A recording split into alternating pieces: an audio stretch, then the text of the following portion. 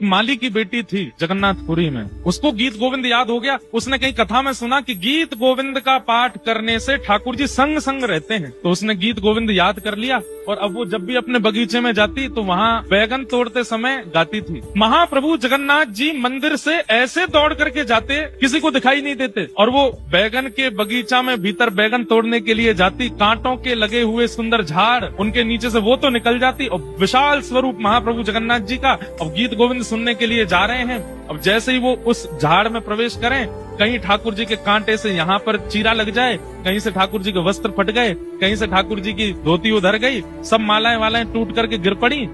और जैसे ही गीत गोविंद विश्राम हुआ, ठाकुर जी लौट करके मंदिर आए। मंदिर आकर के जैसे ही खड़े भये, पुजारियों ने जाकर के देखा महाप्रभु जगन्नाथ जी के वस्त्र फटे हुए हैं। ठाकुर जी आपके वस्त्र उधर कैसे गए? सुभद्रा जी के वस्त्र ठीक हैं, बलराम जी के वस्त्र ठीक हैं, आपके वस्त्र कैसे फट गए? कोई चूहा आ गया होगा यहाँ पे, उतर गए हो आपके वस्त्र ने? जगन्नाथ महाप्रभु बोले नहीं नहीं, कोई चूहा हुआ नहीं आया है, तो फिर वस्त्र कैसे फटे आपके? ठाकुर जी बोले मोकू गीत गोविंद बहुत प्रिय लगे। एक माली की छोरी वो अपने बगीचा में बैठ करके बैगन तोड़ते भये, पुष्प तोड़ते भये गीत गोविंद गावे।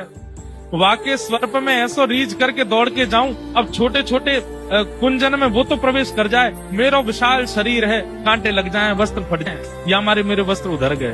पुजारी जी को इतना प्रिय लगा ठाकुर जी का, आपको गीत गोविंद इतना प्रिय है? बोले हाँ। माली की लाली को बुलाया और उसको कह दिया अब से तुम बगीचा में बैठ करके नहीं गाना, तो तुमको हम अधिकार देते हैं, तुम गर्भगृह के मुख्य देहरी पर बैठ करके यहाँ बैठ के जगन्नाथ जी को गीत गोविंद सुनाओ, नहीं तो ये तो दौड़ के वहीं चले आएंगे। तब से हमने भी अपने श्रोताओं को ये नियम दिया है कि गीत गोविंद का पाठ जब भी करना है बैठ करके करना है।